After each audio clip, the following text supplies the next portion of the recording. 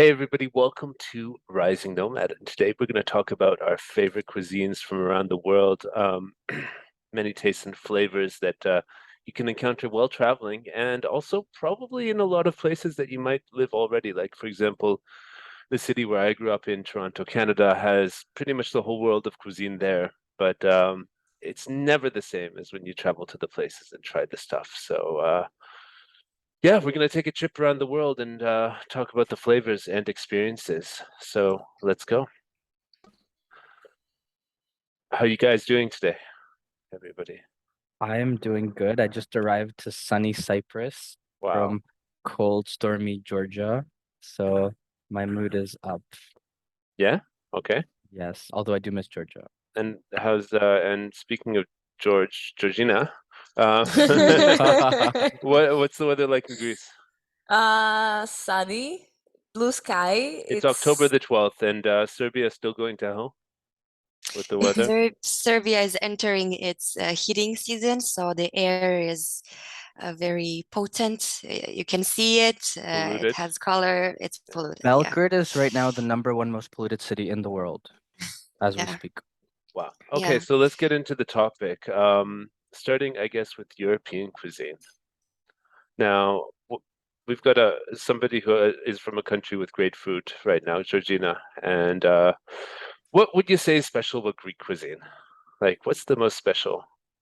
mm, I think actually Greek food is influenced, of course, from Turkey. So we have many similarities with Christina, which is Serbian, and you can find like food like recipes that they're almost the same, which like maybe the name changes somehow. Sarma or something? Sarma, yeah, You or have that in like Greece? yeah, of course. But the And we thing that have also everybody knows like from Greece is like olive oil and feta cheese and Feta stuff like that. cheese. Yeah. Yeah, yeah, but still like the national, for example, plate in Greece is fasolada, which is bean soup, which you also have it in Serbia, right? yeah. We call it pasul.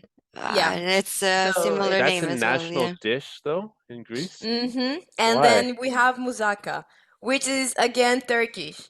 And exactly. again, there Moussaka in is like Serbian. in Serbia, I found that. So So this I whole, yeah, Eastern Mediterranean region is basically eating the same food, calling it different stuff. I noticed this, like you go yeah. to Turkey and like all the food I know from Serbia is like there. And I noticed that like when I was growing up with my Austrian grandmother and she was cooking me Wiener Schnitzel every week. They have that in Serbia too. They have that pretty much everywhere. I mean, Yeah. European food is pretty much the most standard food around the world, I guess. But I feel that the Southern European people have a passion for food that you don't have in the North. You don't have in England. England is no notorious for its bad Mm. food. But I Yeah. would say that the diversity of like ethnic food options in England is really good as well. So yeah, can't go wrong traveling anywhere in Europe because there's always an Italian restaurant. What do you guys think of Italian food? I love it. Yeah. Love it. I love pasta. I love mozzarella. I love like Italian cheese. Pizza. Nobody Pizza, said of I pizza. course. I would say I love Italian food to cook at home, but I don't go to Italian restaurants because the recipes are too easy to make in your kitchen. Yeah. That's true. Like if I go to a restaurant, I want something that I can't cook up in 15, Pizza. 20 A minutes. good, you can't cook a good pizza in 15, 20 minutes. That's the one. Yeah. That's true, but you can No, have an I don't average think it's pizza true. in Yeah. 15, 20 minutes. And if you have the dough pre-made, you can make a really nice sauce, put some nice cheese on top, and then melt it. Yeah, but you have to Also, make the dough, right? And you have like to wait at least an hour or something. Maybe some recipes even like need you to have like the dough in the like from for like the previous night, so you have like to spend. that's true. That's true. Yeah. But with And pasta, I can make a beautiful pasta in 15, 20 Mm, minutes. So yeah, but I that's wouldn't good. really, Yeah, it's no. not all about going to restaurants. It's about being inspired and sort That's of true. mixing That's different true. ingredients. Like That's true. I do like Italian food, then yeah, I've got I like a do like it. kilo of Ethiopian spices, and we'll get to Ethiopia, but it's just because I like to put it on pretty much everything. But yeah, I would say the best foodie destination in Europe, and it's only a bit in Europe, is Turkey. Yeah, I would agree. I would agree. You lived in And Turkey, Christina. What's your favorite I food live, there? oh, well, I love the Turkish foods, like original Turkish food, like the sarma, or they make some simple rice with chickpeas and fresh salads everywhere, fresh food. So just everything local. Also, fish sandwiches, and the sweets are amazing, the baklavas and everything.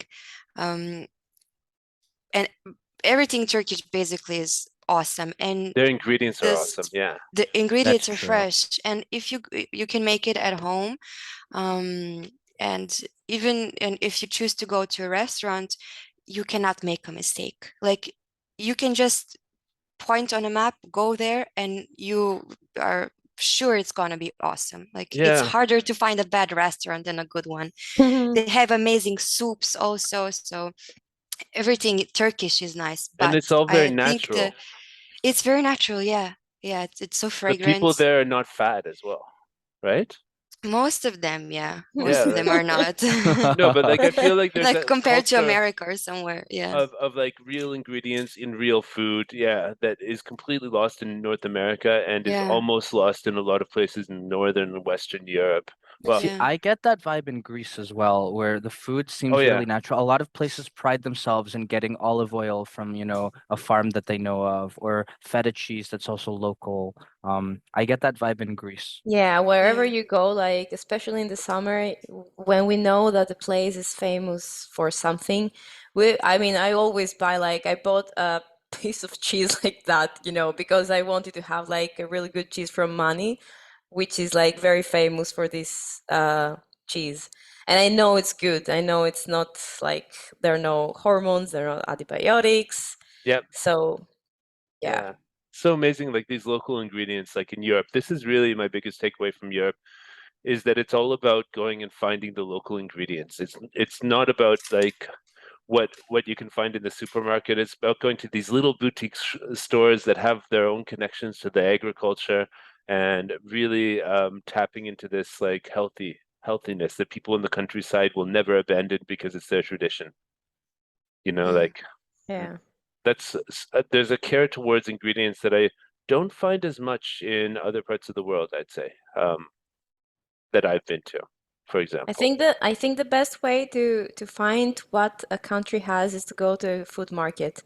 So Mm. whatever they have in the food market, it's going to be in season and it's going to be probably like delicious. So So I would yeah, never buy here like blueberries. I mean, I bought a couple of times.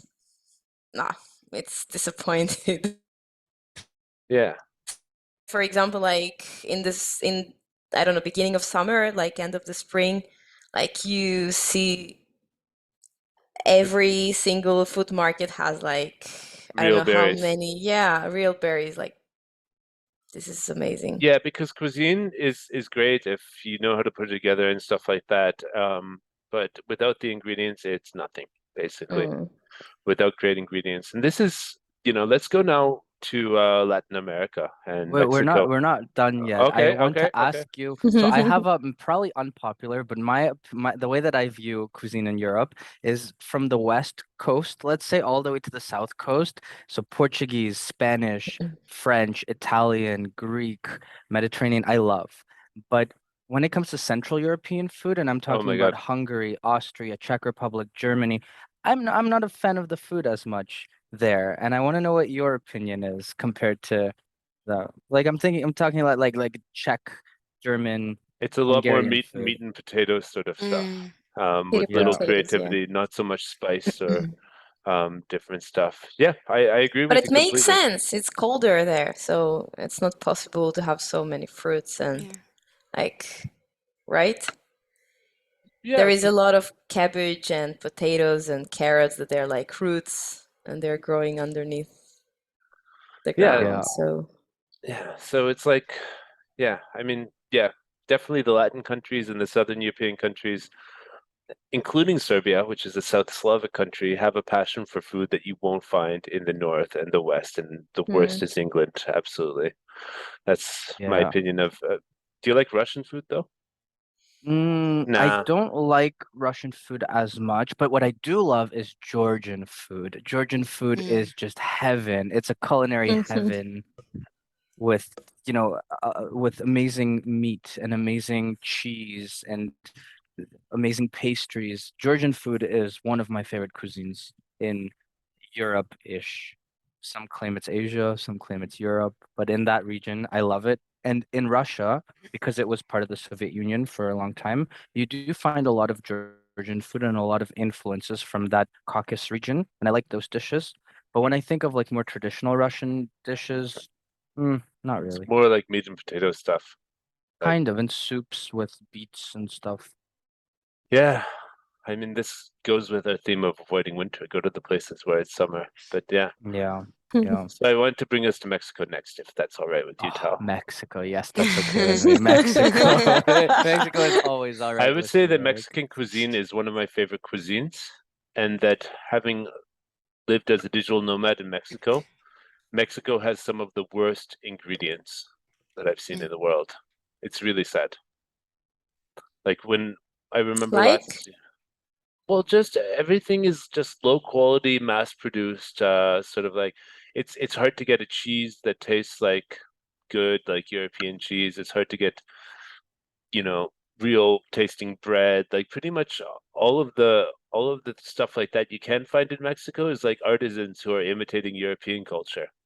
And what you have locally is just so much just like low quality sort of corn-based snacks. And yeah, I guess it is possible to get good food organic in Mexico, but I don't think it's that common. And when I see the locals sort of lining up at the supermarket and buying cases of Coca-Cola, I'm like, oh wow, and how obesity is like a huge problem there and stuff like that. It really makes me sad that, it's one of the things that one of the biggest takeaways for me of European colonialism is that they really did their best to destroy everything that was good about, those indigenous cultures. But we do have Mexican cuisine, which survived in a really like inspiring way out of that mix of Spanish European influence and indigenous culture. But what suffered is the, I guess, agriculture, ingredients, and all that sort of stuff. And especially now in the 21st century with like, all these big American countries that dominate Latin America's food supply. I don't know, it just makes me really sad. And I almost feel like when I get Mexican food in Europe, it tastes like fresher than and more real than the Mexican food in Mexico does, which is it shouldn't be that way, but it's an interesting thing. Like, yeah, it's yeah, Mm. I don't know. And the rest of Latin America is less notable for cuisine than Mexico. Like South America is like, in my I think experience, like Brazil is an outlier, maybe. really, what do they have? I mean, internationally, I see Brazilian steakhouses mostly like all Yeah, over the okay, world. but that's So not they're really, they're yeah. known Yeah, for Argentina Argentinian, as well. yeah, Yeah. but that's European culture imported into Latin that's America. yeah. Yeah. And yeah, you have interesting culinary ideas like the mojito cocktail, which I very, very much enjoy, Mhm. with like the mint and the rum and all that sort of stuff. But for the large part, I would say South America is the least, I mean, for me, like the stuff that I've tried there is the least like, yeah, and they have the same issues I mentioned with Mexico with the quality of the ingredients and the mass production and all that sort of stuff. It's kind of like the least intriguing to me of all the global food. If I think of the continent, South America and and what Mexico is about no, yeah, tacos and like that's canteens that Mexican. they have like street food and stuff like that? Yeah, totally. We have, yeah, and yeah, they have street food. The street food culture in Mexico is great, but I feel like you're always getting this like low quality ingredients. I love the culinary ideas like mixing the pineapple with the pork and on the tacos and Mm. all that sort of stuff. It's very creative and mixing that dash of tropical. But yeah, I would sooner like I like eating Mexico food in Asia, like strangely enough, or in Europe. And In Mexico, yeah, it's good, but it has this weird sort of way that it sits in your stomach. So I guess this is like going into a food quality rant on my part, but I yeah. mean, it's funny. I was in Mexico for 1 day this year, and I ate one meal in Tijuana, and my whole family got food poisoning from that single meal. So Not a that good. kind of goes along with what you're saying. However, I remember I was in Mexico for 2 weeks a couple years ago. A friend of mine had some crazy stomach bug and he was sick for 10 days. I didn't have any of those issues and I just ate everything and everything was so tasty and so spicy and so full of that peppery, spicy flavor. Um, but a lot of people that I know got sick in Mexico from the food, Yeah, including my whole family a couple of I've weeks ago. But it traveled wasn't all. too, yeah, it Yeah, traveled all wasn't too around the bad. world, and I didn't get very sick. And I think that this is because I have a very healthy diet when I focus on it, like lots of vegetables and lots of yogurt and healthy stuff is what I like, and fruits and stuff like that. And I'm pretty robust in terms of immune system. So I haven't actually gotten really sick anywhere in the world from food poisoning, and a lot of people have, and it's something to be I afraid of. did in India, the Oh worst yeah, I haven't been to food Mm. India. Yeah, poisoning I'm that I sure. had. I'm sure India would like break my streak. India will break you, yeah. Bombay belly, as they call it, right? And yeah, Well, okay. Yeah. interesting thing about like veggies versus meat, for example, I read that in a lot of places, meats or things that have to be cooked are actually safer than having, for example, a raw salad Hmm. because of the water issue. There's a lot of bacteria and viruses in normal water supplies in some countries that don't have proper water systems, let's say. And so if there's, let's say, in Vietnam, you get a fresh salad or some herbs that are cleaned with just the normal water, that's more likely to get you sick than having a piece of meat that was cooked that allows that heat to kill off a lot of the bacteria. I'm under the impression that hygiene standards have improved vastly around the world over the They have, last absolutely, couple absolutely. decades, and that's probably one of the big reasons I haven't gotten sick. Because like I don't know, here in Asia, I feel they're very clean with food, or Thailand specifically. I Um, agree.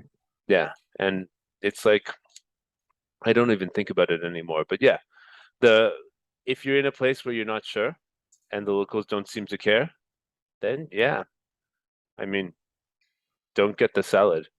Hmm. It won't Mhm. be like won't be as safe as something cooked. But yeah, I don't know. I love raw vegetables. That's my thing. I'm a raw vegetable person. Like I eat about Yeah. 750 grams of raw vegetables every day if I can. So yeah, But you do that at home, right? yeah. So you can wash them, like, and you can take care. But most of the vegetables that you find here in the supermarket in Thailand are already washed and like sealed and packaged and stuff like that. Like no issue. So I guess that takes us to Asia. So what do you guys think of Indian cuisine? Because I've really enjoyed the spiciness of the curries and stuff like that and roti, and I think it's a really good cuisine, but I've never actually been to India. So what's it like there, Tal, apart from I getting was sick? vegetarian when I was in India, so I can't speak to most of the meat dishes that I love in India, but the flavors are so rich. The curries have so many spices, sometimes dozens, if not like 30 or 40 spices go into a single curry. And I find really, really nice, rich flavors in India. A lot of nice different breads. You have roti, you have chapati, you have some other types of breads, a lot of really nice um curries with paneer or mushrooms or other meat alternatives for vegetarians because most of the south of India is, fully vegetarian. I really like Indian cuisine. Would you say that Indian food is one of the best for vegetarians? Absolutely. I think it's number one, probably. Yeah. Just because of how many vegetarians there are in the country and Israeli also, it's perfect. Like for that's vegetarians, like falafel and hummus and That's true, but with Israel, or with, the Middle East, that's the kind of Middle East. Yeah. it's mostly like, salads or hummus and falafel. They don't have that many other meat alternatives. But in India, you can use mushrooms, you can use paneer cheese. You can Mm. use tofu. They have and they have a lot of fake meat culture as well. Like for example, if you go to any of the restaurants, they'll create their own soy-based meat or whatever. You can try almost any dish that you love, and they make it vegetarian, and it's good. Nice. And yeah, okay. So yeah, the Middle East is like, yeah, going down from Turkey, like just the ingredients are so fresh and everything's like so awesome. And yeah, everybody loves a good hummus. Like if there's one food that could unite the world, it's probably hummus, right? Yeah, I love Definitely. hummus. I love hummus too. But I prefer always vegetables, raw vegetables and hummus. Yeah, that's my favorite thing from the Middle Eastern sort of repertoire. But Israel is interesting because you have like also this European influence. So I was like, like schnitzel in a pita with tahini sauce, like. Yeah. I had that when Mm. I was there. It's pretty crazy. And Tel Aviv is the vegan capital of the world. They have the most vegan restaurants per capita of any city. Okay. But a lot of it is other ethnicities or other ethnic foods there that's vegan. Like Mm. I like the vegan Mexican place near where I stayed, near my hostel, and I would go there like 2 or 3 times. Amazing vegan um tacos, for example. Mm. All right. Southeast Asia. Here we are. I'm sitting in Oh, Southeast Asia right now, one of my and favorite cuisines. in my Mm. stopover in Bangkok last week, I had no choice but to eat the local food. And yeah, it's amazing that pad thai, the curry, I feel they make it a bit too spicy. Do you I guys? love By spice. I love default They or spice. they do. Yeah, you They need to do. tell them not to make it spicy mm. or else it's spicy. Like literally, like I'm sitting there eating. I just ordered green curry and rice with chicken, and it's like, I don't know if I can finish this. Even if I you eat have spicy food, that's the Yeah, the and I love weirdest it. thing. Like I love spicy food and I couldn't eat it. Like I have the opposite problem. In Europe, I had Thai food and I'm like, please, please make it Thai spicy. Make it really spicy. And then it comes out and I'm like, oh, it's not that spicy. This is the problem with how stuff is done around the world. Like they always have to adapt the ethnic food to the local palate unless they're Of serving like course. only like foreign customers from that place, basically. So yeah, like Mm. yeah. But Thai food, I feel like Thai food is really balanced in terms of the composition of it, like in terms of like the noodles and the little pieces of meat and the little vegetables that they throw in there. But I'm not really sure about the oils that they use for it, if it's that healthy. Mm. Yeah. Well, I think they mostly use coconut oil or palm oil. Palm oil, Okay. of course, isn't great. Coconut oil is quite fine. Yeah, coconut oil, I love it. Yeah. Yeah. I think it's one of the healthiest you can use. Yeah, that's true. Yeah, that's the But one I on use when this, I cook meat. Yeah. yeah, but on the streets of Thailand, they just buy bottles of oil, probably canola, sunflower, something like that. Exactly. That's Mm. what I'm yeah. talking about. If you get Yeah, street yeah. food pad thai and it's like 50 baht, which is like less than $2 US, like 50, 70 baht is like the Yeah, they're current not going to price use for it. coconut oil for that. They're not going Mm. to use coconut oil. It's the quick, dirty street food thing. So you have to watch it. But if you go to places that really believe in what they're doing, they'll use the finest ingredients, I think. What's Uh, the best street food to eat in Thailand? what's the best? Street food, Pad Thai. pad thai. Yeah, pad thai is my favorite. I also love Penang curry and Massaman curry. These like rich peanutty, spicy curries Mm. with a lot of hits of coconut as the main flavor. Coconut, peanut, and some acidity coming from the fish sauce and the Oh, vinegar. and the coconut milk Yeah, in the curries. Like that's coconut milk is, heavenly. oh my Mm. God. That stuff is like, it almost rivals in my mind like real milk. Yeah, yeah, Almost. Mm. And yeah, Vietnam is interesting because it has that French influence a little bit. But overall, yeah. I don't think it's as big a foodie destination as Thailand. But what do you think? I think it can be. So Vietnamese food isn't like exported all around the world, so it's not as famous. But It is. Yeah, but Pho and banh, I mean, it is not to the level of Thailand, for example. Go to any Western city, you'll have like 70 Thai restaurants and maybe six Vietnamese ones. But I think Vietnam could be as much of a foodie destination as well because they have like a world of cuisines outside of pho and banh mi. When I was there, I tried maybe 20 or 25 different dishes, a lot of different meats with either salad or noodles or rice with lemongrass is probably the most dominant flavor in Vietnamese cuisine, and a lot of herbs as well. Usually on the table, you'll have just a plate of herbs that you add as much as you want to, Mm. so it has this fresh quality to it. I think Vietnam could also be a foodie destination as well. Definitely. But yeah, Perfect. I doesn't. still prefer Thai food. Yes. Indonesian food is very interesting. I'm not too. I had Indonesian food in Hungary a couple weeks ago, and I'm pretty sure it didn't taste like what it should taste. Mm. Were the I people also Indonesian who were serving it to you? they were, but the food didn't. It didn't have that Asian Well, quality to it. one thing I noticed with the Indonesian food is they kind of like serve it not that warm. Like this is something I noticed first in the Netherlands, and it's like, okay, you're giving it to us cold. And then I went to Indonesia, and they're like, this is it. All right.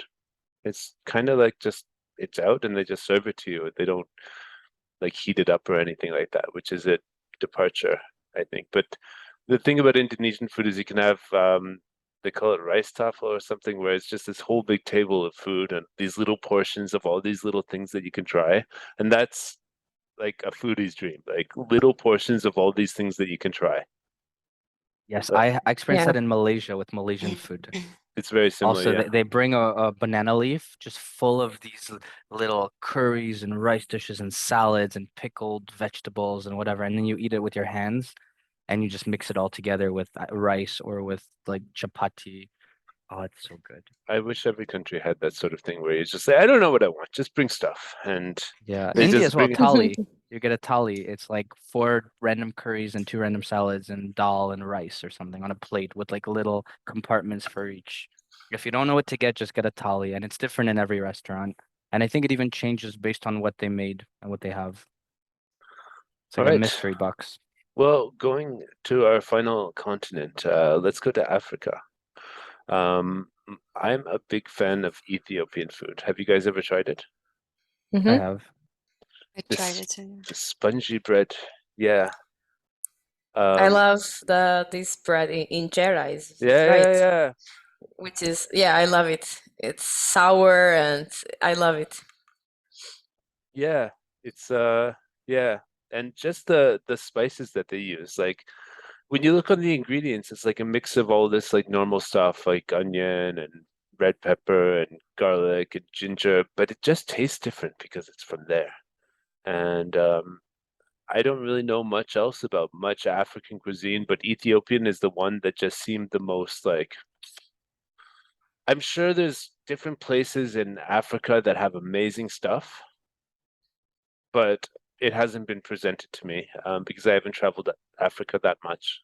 I've basically been to South Africa and then Morocco and Northern Africa. It's basically like those are the extremes of like not like the rest of Africa. I wanted to go to Ethiopia. I had a ticket booked once, like 3 years ago, but I ended up not going because I had to work and stuff, and the internet there wasn't good enough to work. So I'm waiting for, yeah, well, now's not the time to visit Ethiopia. There's like a war there, but I don't know. I want to get there and taste the real thing. But I feel the consistency of the Ethiopian food that I've eaten in Germany, England, Canada, United States, Israel, South Africa, and Turkey is it means that probably I get the thing. You know, if you try an ethnic food in that many places and it's pretty much the same satisfaction, you know that, and it's always like the Ethiopian people serving it. And you know that basically it is probably close to the real thing or as close as they can get it. And I tried actually making my own injera. I tried buying the flour that they make it with and making my own. Did it work And out? how did it go? I'm sure it's yeah, it's hard. No, I But was I've made once once or my own twice, fufu. like almost. Have you tried fufu? It's Nigerian, right? What's Or fufu? No, it's Ethiopian. oh, It's Sounds like the I'm not name of sure. a clown or something. It's like plastilin. Like you can take Plasticine, it and yeah. it's like a dough, you know? Yeah? And you just like take it as a ball and you create a ball like with your own hands. You can make it whatever you want, like, and then you just dip it into the sauce.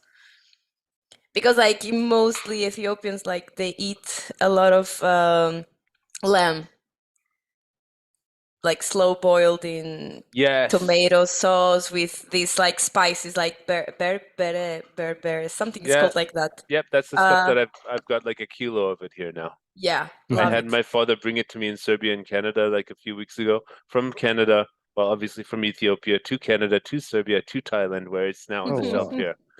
So this spice has been around the world, and you just add a little bit of it, for example, to your salad or like hummus, and it adds this whole, Hummus, yeah, it's oh, amazing. It's amazing.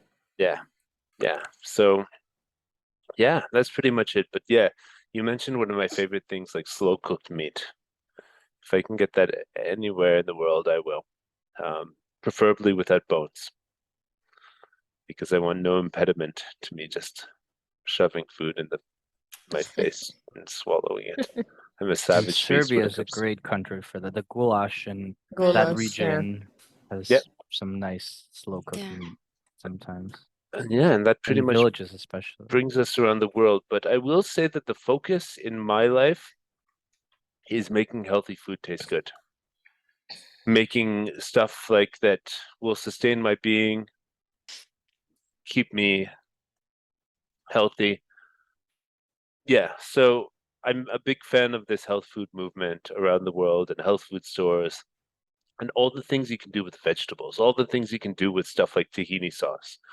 I mean, tahini sauce is really high in calories, but it adds so much flavor, however much you use to any dish. It's like almost becomes like a dominant sort of thing. So I don't know. My mission, because I feel like around the world, restaurants need to make money. So they're gonna serve you like large portions of like rice and carbohydrates like potatoes and bread just so you leave full. But for me, the emphasis is always on like filling up with vegetables and eating as many vegetables instead of these like starchy, carby things. And like, yeah, so it's unfortunate when you go to a lot of countries and they just fill you up with like empty calories. And Especially in big urban cities, I find the quality yes, dips quite a Mm, bit. When you're in a village or somewhere, rural, the food is more likely to be really good and rich and have the characteristics of the traditional food. If you're in especially a touristic area of a capital or a large city, I find, to be honest, sometimes food that I've had in Canada is better than a low quality touristic restaurant in the host countries. yeah, exactly. So, definitely. and when you're traveling around the world, we recommend that you always check the reviews of the places that you want to go, unless you're really hungry and you don't have time. Yeah. But like, and don't think that you should always eat the country that you're in, their food. Like, don't think you should always just eat that. There could be like surprise fusion restaurants. Like last week, I was in Bangkok, and basically there was like this really great steak place, really amazing like steak. At the way that the guy prepared it was amazing. It was just one guy working there alone, but he had like a fridge full of steaks from like Japan and Australia and all this sort of stuff, and it just really blew my mind somehow. That this one guy in Bangkok with a three-table restaurant was so passionate about steak and Yeah. like And asking so many questions like, okay, so should I cut it for you, or do you want to cut it? Do you want me to add salt? You're gonna add salt, or which one do you want? How do you want it cooked? And yeah, all this sort of stuff. on that note, I would also add if you travel somewhere and you're curious about a food that's close to that country, try it because it's likely to be good. For example, when I was in Ukraine, I had some of the best Georgian food that I've ever had. When I was in Georgia, I tried Uzbeki food and it was really, really nice. When I'm in Thailand, I like Nepalese food because there's a lot of Nepalese people living in Thailand. So like travel the world with countries near the country that you're in. Yeah, And That's nice tip. Yeah. Yeah. yeah. All right, let's leave it there, folks. And we hope you enjoyed Rising Nomads tour around the world. And don't be I'm afraid to get hungry. out there. Oh, me too. Yeah, I gotta go. Good thing I'm in I'm Cyprus where hungry I can now. get great Greek food, and in 2 days I'm going to the Turkish side where I can get great Turkish food. So I feel like it's a Ah. fusion of the two. All right. Well, thanks a lot, guys. See you in Thank you. the next one.